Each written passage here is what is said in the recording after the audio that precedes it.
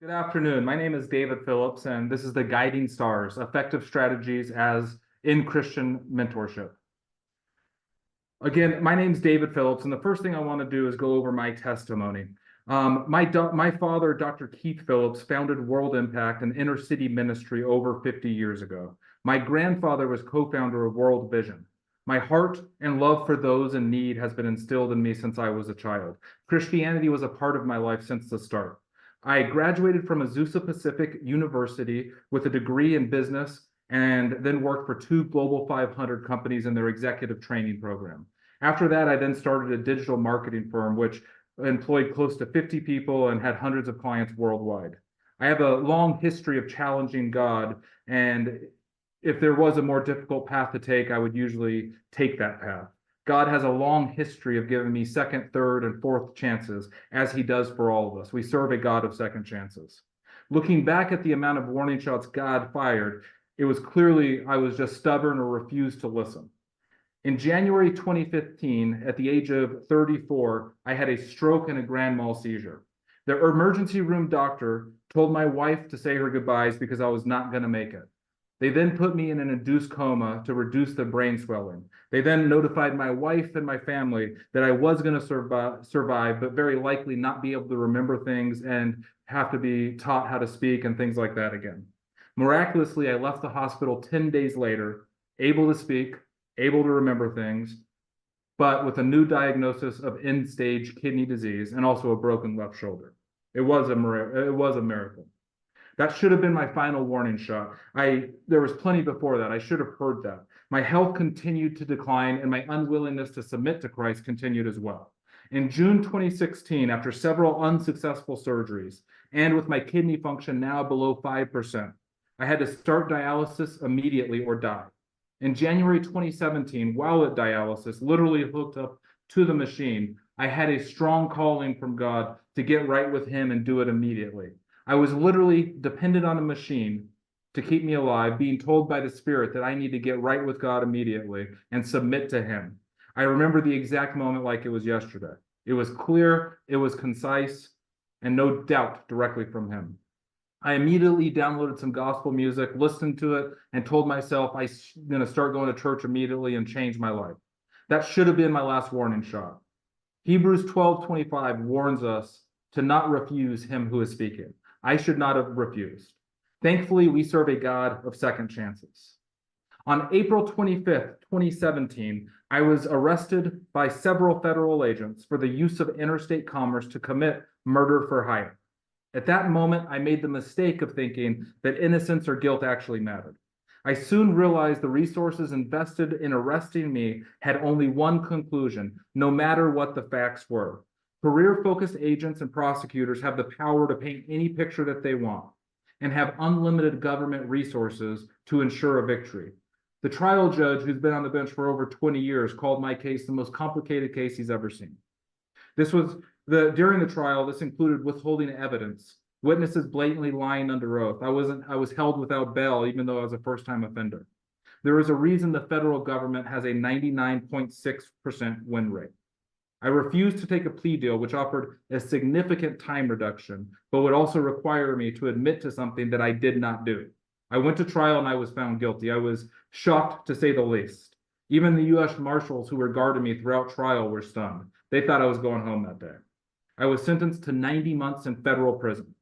Studies suggest that the overall wrongful conviction rate hovers around 6%. So 6%. That means that 1 out of every 20 criminal convictions are wrongful convictions. That is a scary stat for anybody. The level of corruption, dishonesty, and complete disregard for the law still shock me to this day.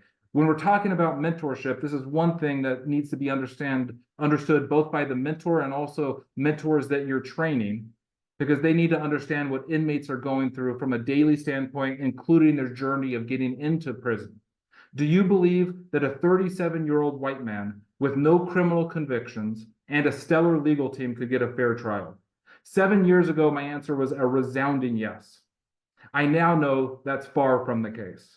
What if the person is not white? What if the person cannot afford a legal team? What if the person has a prior criminal record? What if the person's poor? Do you believe they have a fair chance within our criminal justice system? I grew up Christian and I believed it was the truth, but never truly had a personal relationship with Christ. Prison changed that for me. Throughout the Bible, God uses the situations that you are in to speak with you through his word, to train you for your future, to equip you with the tools that you need and the knowledge that you need to serve him. God has a long history of using our past failures for his glory. I was in the most dangerous spot I could possibly be in, caged with no freedom, but for some reason had a strong trust that everything was going to be okay and that somehow something good was going to come from this. The Bible was my go-to reading. It was literally on my first call to my wife, send me money for my books, send me a Bible, get us a lawyer. Followed by prayer, followed by calling and writing my family, followed by learning the law and doing everything I could to help others. The biblical messages I was blessed with by great Christian leaders throughout my entire life finally started making total sense. I witnessed more violence than anyone should ever have to see in a lifetime, yet was protected. 9 different times I saw somebody die. Violence, drugs, and corruption are a part of daily life in prison. I point that out because it's important to note that when you're mentoring somebody, you have to understand where they're coming from. And when you train people to become mentors that have no idea about the criminal justice system, they need to understand where people are coming from.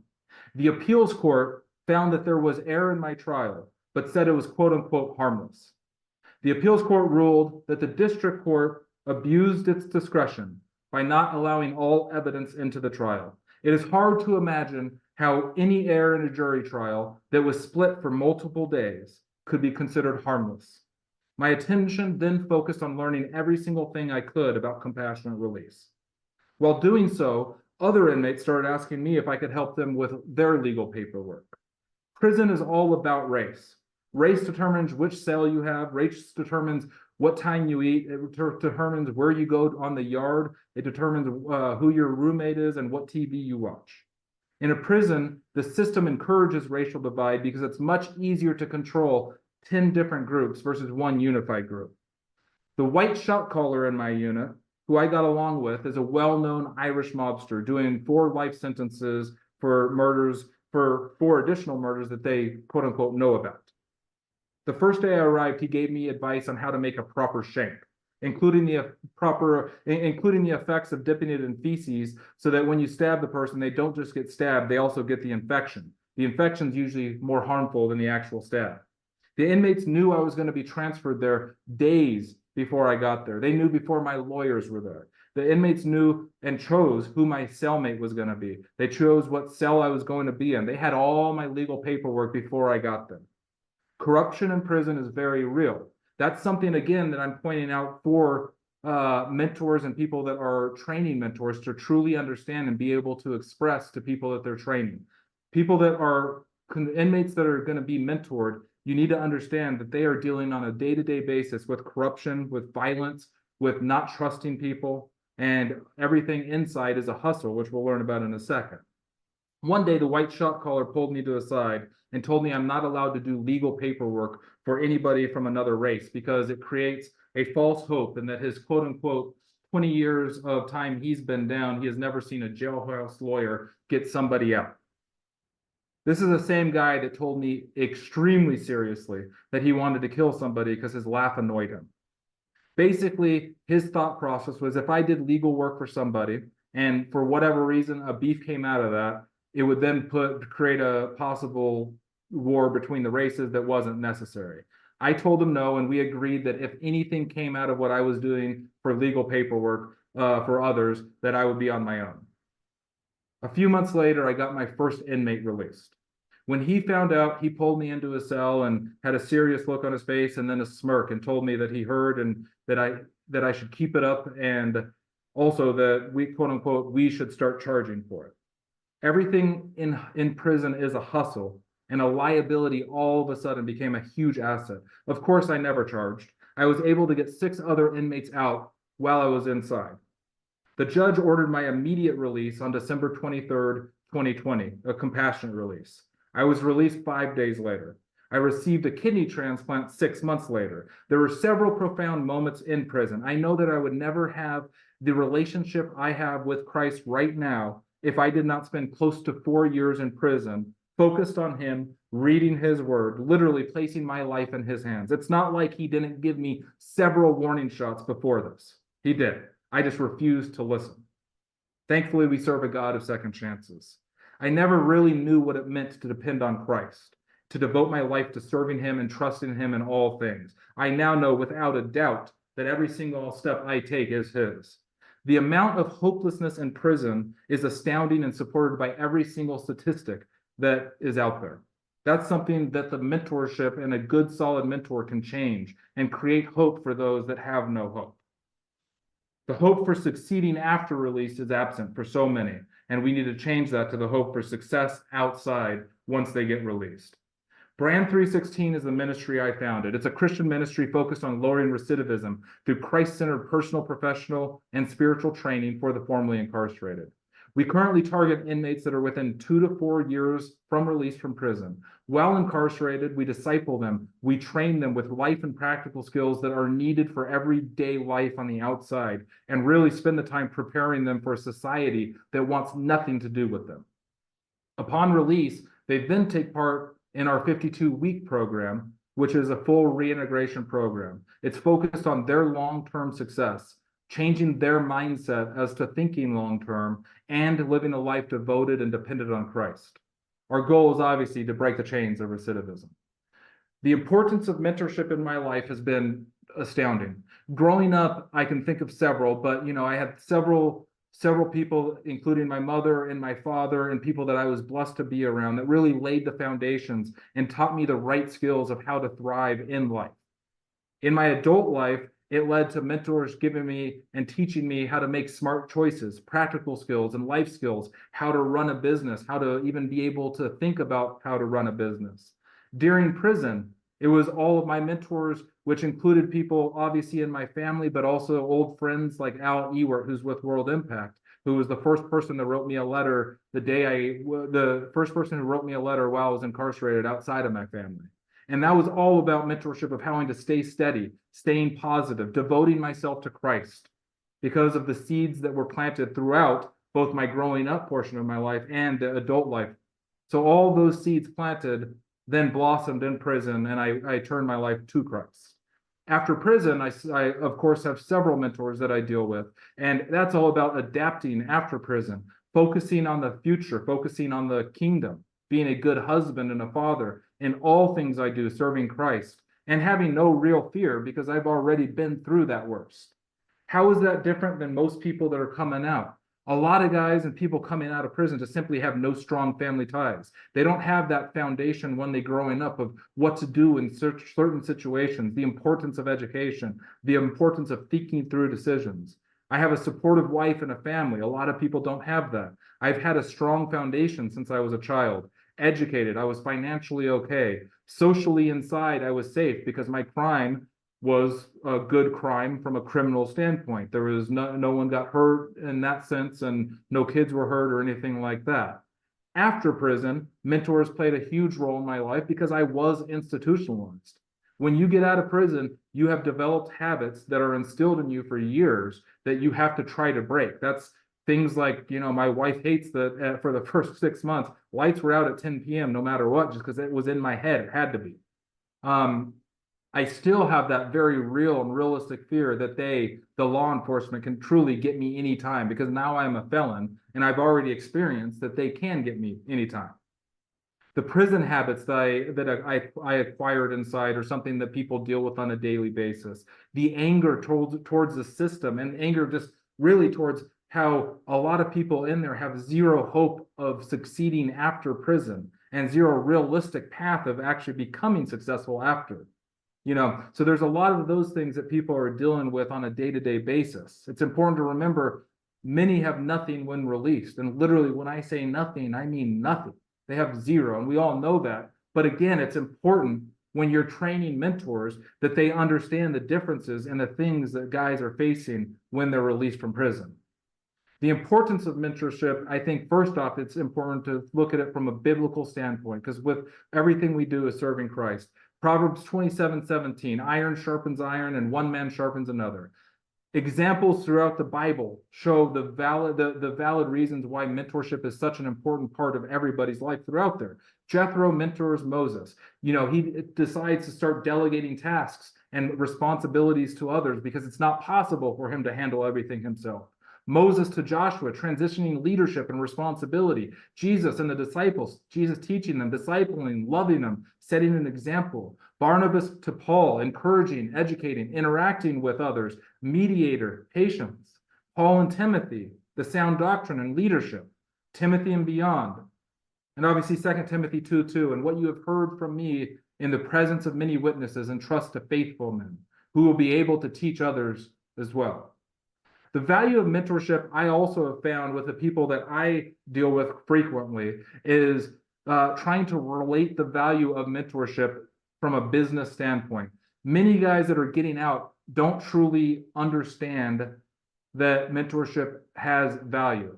There's serious trust issues when people are released from prison, because in prison you really can't trust anybody. First off, the first goal is to understand the value of mentorship and to be able to explain it in a way that they can see that if I have a mentor, this will benefit me long term, and this is how. There are the trust issues I just mentioned, the purpose issues of explaining why you need this, the hierarchy issues that you've experienced in prison. So if I'm going to this person who's going to be my mentor, are they kind of my boss now? Do I report to them? Are they responsible for me? That's something that has to be addressed. The quote unquote OU issues. In prison, you don't do favors for people. You don't help people for no reason. So if this mentor is spending an hour a week with me, what do I owe him? The time issues.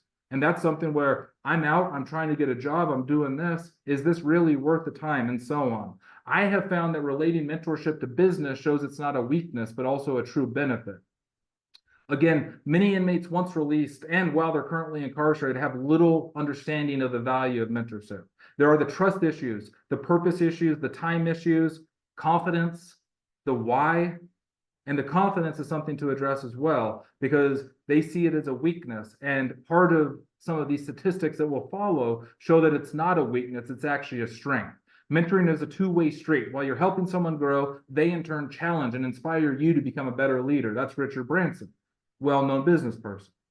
76% of working professionals feel mentoring is vital to growth. If you're getting out of prison, you need to grow. Working professionals see the value. 70% of Fortune 500 companies have mentoring programs. The biggest companies in the world value mentorship because mentoring develops employees. It builds a company culture and cultivates future executive resources. So what does that mean to the mentee? That means that you are being developed faster than others, and you're on a path to have leadership. 90% of employees with mentors are happy at work, and mentoring boosts retention rates. So mentorship will make you happier and also let you be more stable in your work, which is needed for guys that are getting out of prison.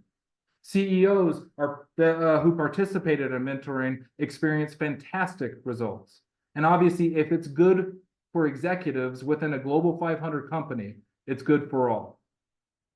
Again, going to the value of mentorship, 84% accredit mentors to helping them avoid costly mistakes.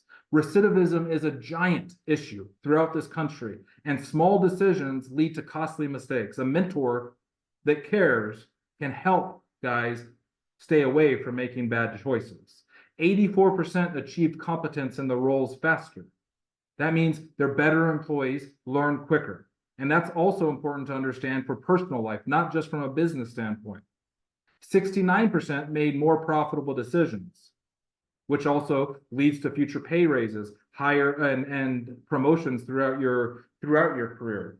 A report from Gallup and Amazon published on October 5th found 8 in 10, so 80% of people from well-off households were more likely to have someone with a successful career to look up to, compared to 28% of people that grew up in poverty. Again, those are important to point out because mentors play an important role in people that are in better off, quote unquote, well-off households. Young people are currently looking for role models whom they can trust in their knowledge and expertise, who actually have real-world career success. And that success matters to the guys that are young because it shows something that they can get to and also motivates them to get and achieve great things. My definition of mentorship for the incarcerated is giving guidance, advice, love through Christ, and practical support to help the inmate or recently released navigate the challenges of incarceration, to re-enter into society and the personal growth. Showing them that they're not trash is something that really has to be explained to the people that are trained for mentorship. If you're not experienced in the criminal justice system, and if you haven't been inside, you have very little feeling of what it feels like when society considers you as trash. It's important from the mentorship standpoint that when the mentor is meeting with the mentee, that they're treated respectfully and loved and treated differently than the rest of society treats them. It's important for mentors to understand that inmates and recently released felons are always looked down upon. They're unwanted, not trusted, treated like trash really in all aspects of their life. When it comes to employment, they're the first to be blamed. When it comes to housing, nobody will rent to them. And unfortunately, even within the church, there are congregations that just simply don't want to take that risk. From the mentee standpoint, you need to understand as a mentor, their guard is up. In prison, all weaknesses are vulnerabilities inside. You don't tell people personal stuff because it could be used against you in the future. Anything personal is a weakness inside. So opening up to a random person is a very difficult thing for anybody that's coming out of prison to do.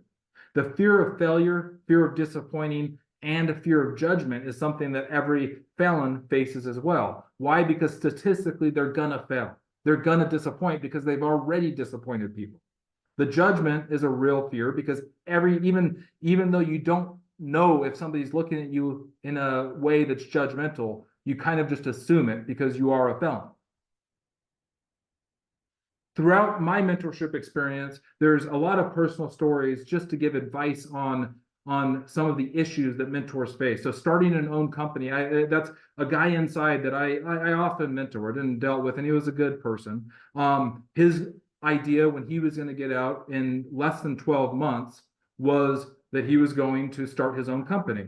Now, being realistic, how can he do that? And we went over that from the standpoint of not knowing how to start a business, what skills does he actually need to start a business, what are the financial implications of that? So then we worked out a plan that, okay, if you want to start a business, what you really need to do is first develop the skills, which you can do while you're incarcerated by reading books, learning accounting and all of that kind of stuff, and then preparing a resume now so you can get a job, and then that job will generate income that you can then save money and then eventually start your own company. So being realistic about those goals. A lot of people think there's grants for people coming out of prison to start companies. That's just a case that's, I heard tons of, and it really is not a real thing. Worst case, I have to sell drugs is common that I hear from people. And you really just have to be upfront with them. Is that actually the worst case? So yeah, if you sell drugs, you might do another 10-year bid.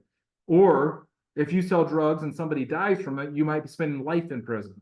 And if you do that, it's not just affecting you, it is also affecting your family, your loved ones, the people that you care about the most, and every single thing that you have worked towards while out, it removes that. So getting things that are worst case scenarios that are illegal out of the system is something that is pivotal for inmates to really understand.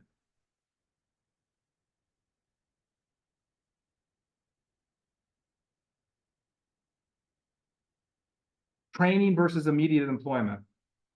With the training, it's important to understand that the guys inside need to be trained and taught lessons on how to become good employees when they're released so that they don't have to face those obstacles of learning how to be a good employee while they're inside. Mentors that are working with people inside can immediately do that.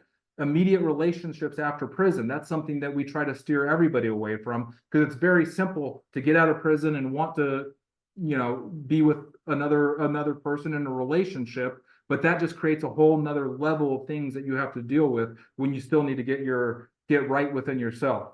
Not understanding probation terms is something that a mentor can absolutely help a mentee with.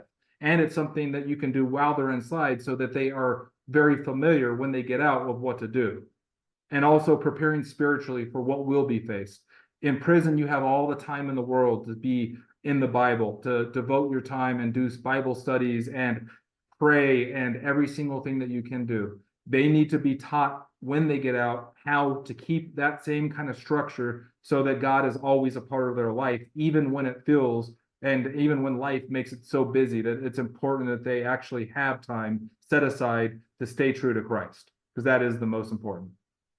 With strategies for effective mentor-mentee relationships, it's important to choose the right person. It is a two-way street. First off, are you a good fit for the mentee, and are they a good fit for you?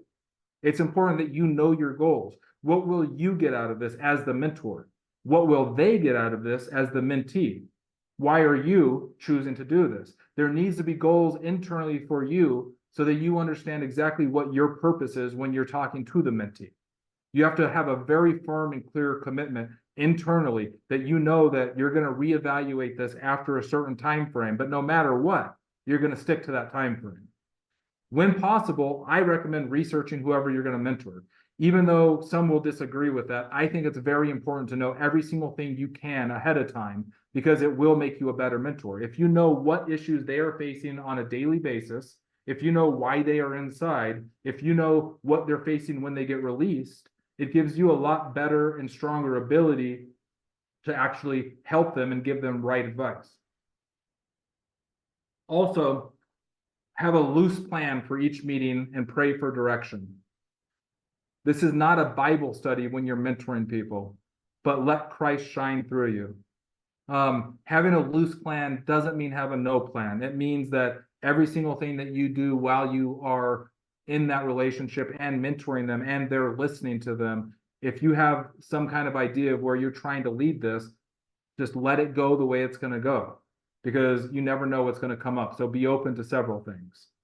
Building trust and rapport is also very important from a mentee standpoint.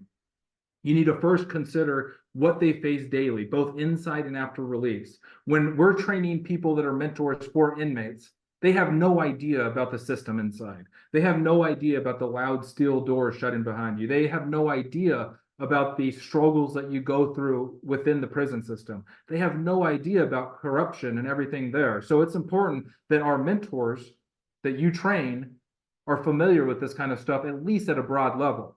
Active listening versus talking. It's opposite of daily life in prison. So there's a lot of talking in prison and a lot of people going back and forth. As a mentor, you really have to actively listen to hear what they're saying. Again, I would always recommend to not plan out conversations. I know some people that have, I'm going to hit these 3 points during this session. No matter what, we're going to hit these 3 points. I really recommend let the Spirit lead and go in with an open mind. If you hit those points, that's great. But if you don't have a checklist. Be personal, but not too personal. Ask questions others will not. So I think that's an important part as well. You want to get deep with your conversation. And if there's questions that you feel might be pushing the line a little bit or offend them, I think that's very fair to say, hey, this might come across wrong, but I really want to understand this better.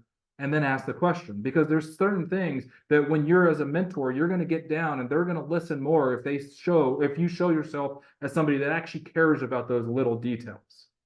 Obviously, in your relationship, you want to find things that you both can relate to. And I always believe starting off with a brief prayer. Brief is very on purpose. This isn't a prayer meeting. And this is something that needs to be overshadowed, that doesn't need to overshadow the time. I think starting off every relationship with a mentor with, Lord, we're here. We hope that the Spirit, that you just lead our conversation. Let us be open and honest and honor you in all we do. And then start. That makes it where the guard is off and they don't need to worry about that section. And then you can get down to the root causes. It's also very important for mentors to understand it takes time to develop trust.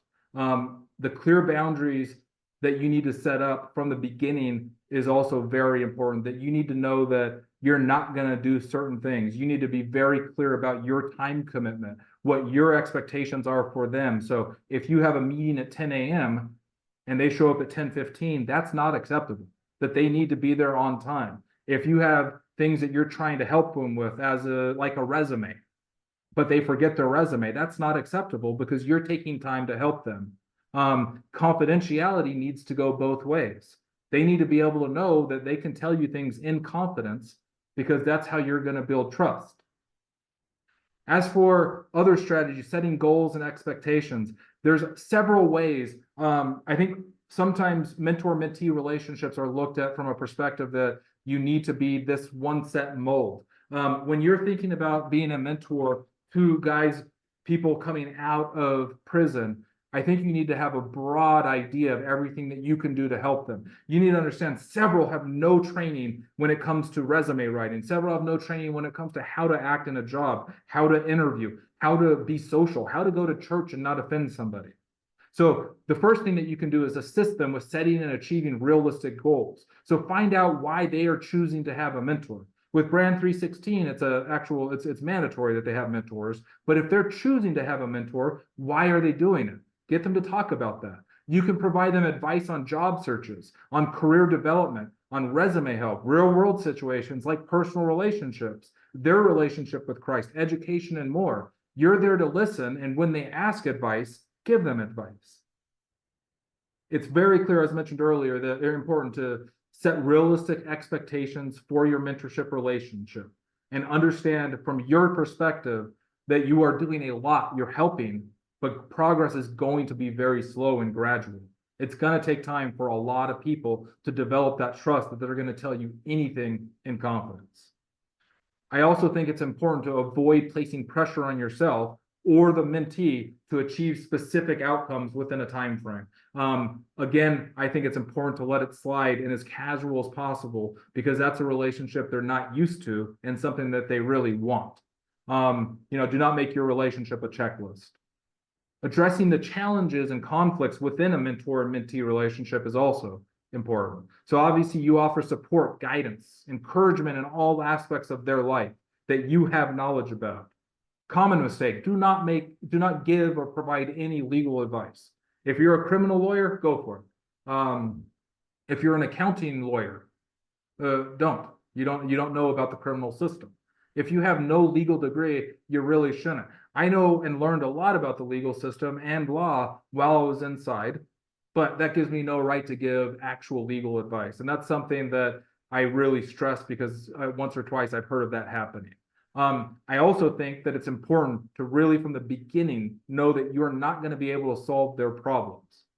You can help them achieve and deal with the problems. You're not going to be able to solve those problems. And it really will cause more harm than good. It's very similar to my teenage son. If I solve all of his problems, he's going to have no idea what to do in 2 years when he's in college. There's going to be several challenges that the mentees are facing that you will just simply not understand as a mentor if you're not within the criminal justice system. And they could be a huge variety. I could think of 20 crazy things right now, legitimately, that people would just be like, why? That makes no sense. But as a mentor, you can learn and get them to talk about it and help them by asking questions, learning more about the situation and just empathizing and saying, hey, I don't fully get what's going on. I want to help if I can. Tell me more about it. One key thing that I have found that is extremely successful with members of Brand 316 and just in life in general is that processes solve problems. Guide them in thinking of how to deal with situations, including breaking down challenges into really smaller portions. So if you have this huge challenge of, I need to get a job tomorrow, then break it down in something that's a lot more achievable. Like, okay, let's work on your resume today. While you get home tonight, why don't you sign up for Indeed.com? Then we'll upload your resume and make sure it fits and all that kind of stuff. Then next week, we'll figure out how to apply for jobs. And then once you get interviews, we can talk about that. Creating a process will help them understand why they're doing things. Mentorship and reintegration training. So for those that are mentoring inmates currently inside and also once they're released, the reintegration training is probably, in my opinion, the most pivotal thing that you can play in helping them succeed and not recidivate. The importance of pre-release planning and preparation is key. It's important that inmates are thinking about their release, not just 6 months before when most of the jails start doing the release planning, but years before. It's not enough time in 6 months to figure out where you're going to go, what skills that you need, where you're going to live, who you can trust, and everything in between. The roles of mentors, if you're seeing inmates inside, I think is, obviously Christ, but also helping them with reentry planning through preparation. So talking through options, preparing their mindset for what is realistic and what's not realistic, and what options they actually have. Brainstorming and listening to them, and then heavy focus on preparing them for the life and society that's not going to be happy that they come out. It's not going to give them a chance that they deserve. They need to fight for that, and the best way to fight for that is preparing while they're inside. Employment readiness as a mentor. So a list of, you can help them write a phenomenal resume. The first thing is list of jobs and give them this advice. Why don't you list every single job that you've had, and then write a paragraph for every single thing that you did within that job. So each job plus a paragraph of what you did. Then from that, you could then create a resume, which can be a very long process. And then also finding out, what do they like? What are they good at? What kind of education level do they have? Do they have any interest in future education? Do they want to go to school? Because if so, there are tons of programs that will give them grants for school. So that is something that is a real thing that could be very beneficial for some. Some have very little interest. You being a mentor and working with them is also preparing them socially for interviews. But you can also talk about how you interviewed for your jobs and advice on that kind of stuff, because that's very much needed. When it comes to mentorship and housing options, when you're talking about housing options for the people that are inside, first off, are they going to live with their family? That's one common answer. Well, are they allowed to? Are they welcome? Are they legally allowed to? Have they made any plans at all when it comes to housing? Are they relying on the prison system for their release plan?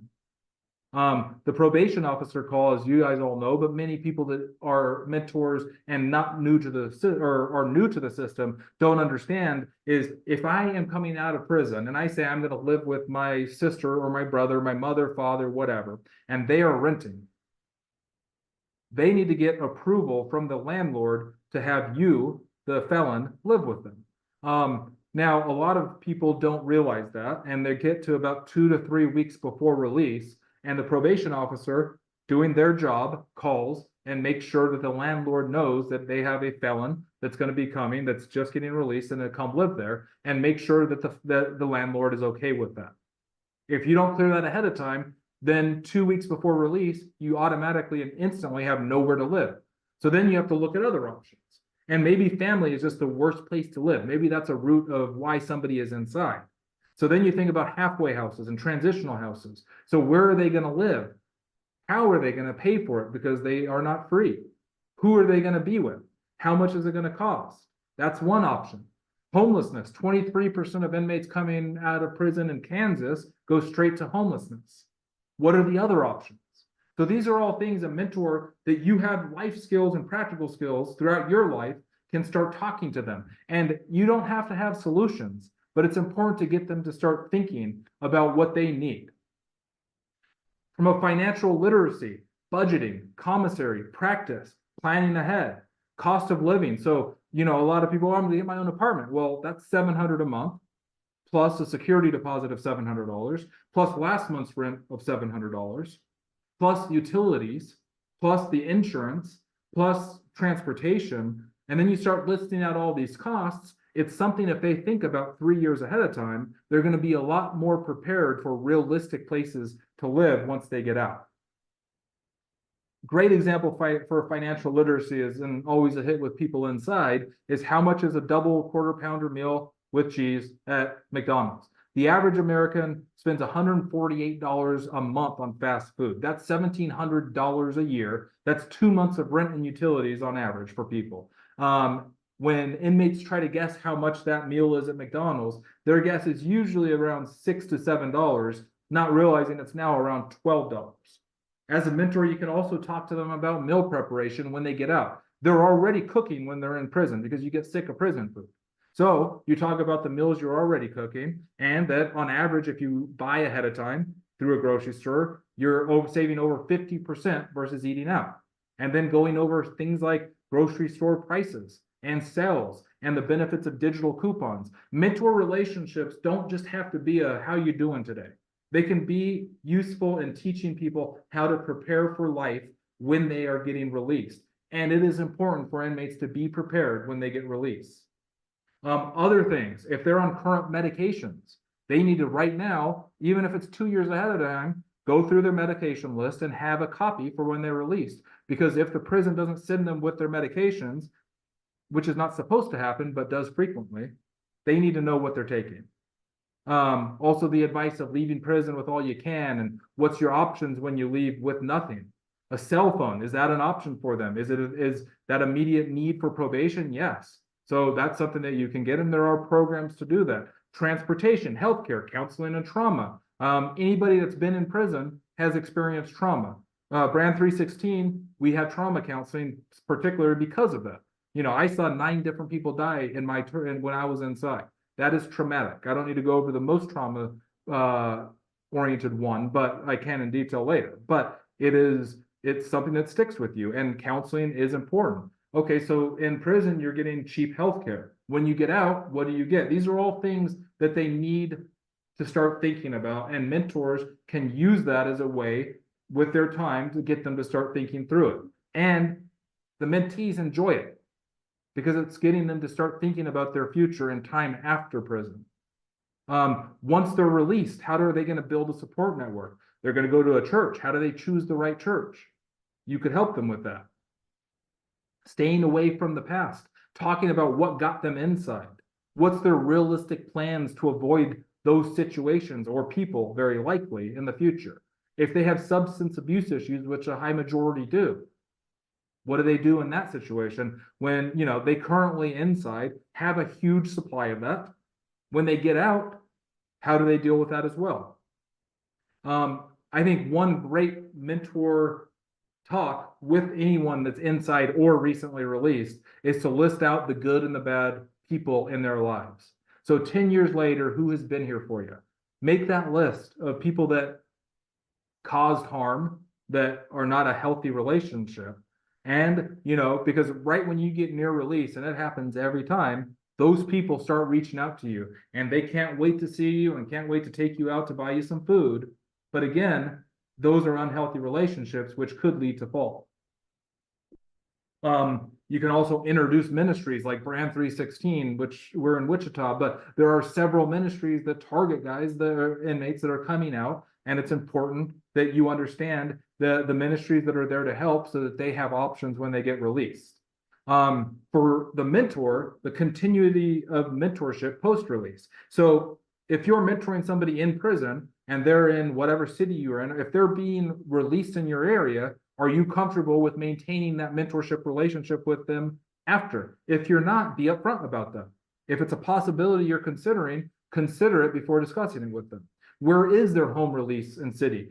Do they have a home church or family connected to a church? If they don't, does your pastor or another member of CMCA, can they refer somebody to you that you could refer them to in that particular city?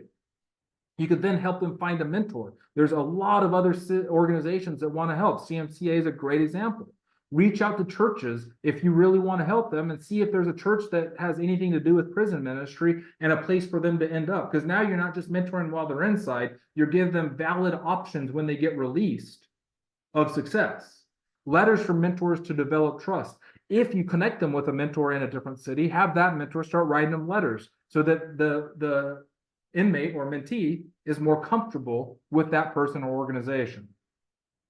We all know this, but again, when you're training mentors that don't have much to do with the criminal justice system, they need to understand the challenges that inmates and felons face getting out. Everything really is against them. I mean, I felt that firsthand. Most inmates do not realize the challenges they're going to face. So it's important from a mentor standpoint that we talk about with them. It's easy for me because I have experienced it firsthand. It's harder for somebody that does not experience that firsthand to explain. It's also really pivotal as a mentor to understand that so that you can express the things so they know realistically what they're going to be facing. I think one stat, the recidivism rate nationally of 68% is probably the most telling way to explain the challenges that they're going to face, that the system is against you when you get released. That means that 68% of inmates that are released are rearrested within 3 years. I put it in numbers because numbers are more effective when you're talking to it. So we're talking to somebody. So of the 600,000 inmates released in the last 12 months, 408,000 of them will be rearrested within 3 years. That's a huge number, and you don't want to be a part of that. And that's why you prepare. 27% of the formerly incarcerated are unemployed. That's 7 times higher than the national unemployment rate. So what do you do to fix that issue? While you're inside, education, prepare your resume, start thinking about what you're good at, what you want to do, everything in between that. Now, finding the right mentors is also important. When seeking volunteers, it's important that we are very upfront about expectations and commitments. Mentors have to commit to a specific time. 1 hour a week for 6 weeks is what we do, and they can renew it as often as they want. They have to know that despite being a tough felon that's been through it all, mentally, most are very fragile. And if you miss a mentor meeting, it's going to hurt them. They're going to feel bad about it. You need mentors that have empathy, that are willing and able to understand where the inmate is actually coming from. A mentor has to be trustworthy and reliable. Confidentiality is key. I'm not going to tell somebody something if I know that that person is going to go and talk to 10 other people about it. The personal bias and stereotypes. So we all have bias and stereotypes that can influence our perceptions and interactions. Take time to reflect on those with the mentor so they know ahead of time what they face and what they are from a stereotype standpoint of what they think of felons. Because most of them are very surprised once they actually get to know somebody. And the ones that are mentors really enjoy it, and it's something they look forward to. And it's stories they've never heard before, and it's intriguing. And it makes them want to help the mentee more and more, but you have to prepare them for what they're going to be facing with inmates. You also have to manage boundaries and avoid over-involvement. It's natural for people that have the heart to mentor to want to help as much as they can. There has to be clear boundaries and a healthy relationship. There has to be a balance between offering support and respecting your mentee's autonomy and independence. So again, you don't want to overhelp. Over-involvement can really play a huge role that can hurt the cause. It's natural to want to help. It's natural to be like, man, he has had a tough life. I just want to help him. And you can, but it has to be within reason. Over-involvement cannot help them. It can only hurt and hurt you as well. Everything that a mentor has to be Christ-focused. They need to live a commendable life that is focused on Christ. If they can't do that and they're not a good representation, they should not be a mentor to somebody that is as hurt and in much need as someone who's coming out of prison. They need to understand that we do serve a God of second chances. They need to understand that Moses killed somebody, fled the law for 40 years, and God used that for his glory. Other common mistakes. It's important to keep it professional. So do not vouch for them or lie for them. Do not lend them money, give them money. Do not buy them a tank of gas. That's a common one. Do not buy groceries. Do not give them a ride. No favors. Make promises that you can keep. So if you cannot keep a promise, do not make it. And then things can be reconsidered over a period of time. So if you've been a mentor-mentee relationship and this person, you've known them for a year and they just, for whatever reason, forgot their wallet and need $5 of gas, that's not a problem if you've already developed some kind of relationship, but you need to have boundaries. The mentors you also need to make sure are very good at active listening. They have the empathy and understanding, patience, because you do really require patience with this. Cultural competency and sensitivity. That is something that is important. And when we match mentors, we try to take that into consideration, because I would not be a great mentor for somebody and somebody else might be a better mentor for that person. Their life experiences are okay to go over, the commitment, the trustworthiness. So when you're preparing the mentor, you need to help the mentor understand, again, the real issues felons face, the in and out, the days in, the days out, the things that they face, that people are rearrested constantly. Group mentoring is usually a wonderful option at first, because that sets boundaries with somebody who knows a lot more about it at first, And then it develops a relationship that can then build over time. Role-playing exercises is a wonderful way to train mentors in a mentee relationship. It's important that the mentor has you, if you're training them, to go to after a session to be like, hey, I talked to them about this, and did I say the right thing? Did I not do the right thing? Realistic past scenarios. So I have several that I talk to with my mentors that, hey, this is one clear example of something that happened recently. This is something that happened 2 months ago. So if you face this, just so you know, this is something that might happen. They need to also be prepared and open and willing to understand that this person will probably talk about violence and the corruption within the system and how things are wrong, things that a lot of people will not believe. I have a slide on one of my presentations that goes over all of the prosecutorial misconduct in the last 6 months, and it's a long list. I show that to some people because they just don't believe it happens. So mentors need to understand where these people, where the inmates are coming from, and understand that they have seen violence and probably will talk about violence. And it's hard to hear when you hear somebody say that they, were inside and 10 years ago stabbed somebody. And the corruption inside. I mean, and I can think of several stories with that. There's a lot of things they might not believe. So it's important that mentors actually believe that so they don't question somebody thinking that they're lying. I like this and, to really explain to mentors about the criminal justice system and what their perceptions are. In my view, there's really 3 common views. So the first is you trust the system, you trust the process, you trust the prosecutors, the punishment you trust, and it's not perfect, but it's pretty close. Group 2, you have no trust in the system. You think it has major flaws. It does target specific groups, has unethical representatives, and is really relatively unchecked. Group 3, you generally trust the system. You know it has several flaws, but little can be done to fix it. And really, it has no impact on your life with that tiny asterisk until it does. I believe that all viewpoints point to forgiveness and facilitating. So if you trust the system, I have personally paid my debt to society. I have been rehabilitated and should be accepted with arms wide open and given a true chance to success. If you do not trust the system, I need every ounce of help I can get. If you feel like little can be done, then you're given a chance as a mentor to make a real difference. And there is so much that can be done. Preparing the mentee is also important. Understanding the purpose of having a mentor needs to be expressed, and they need to be trained in this and told what to expect out of this. They need to understand the benefits of mentorship, which we've already gone over in detail.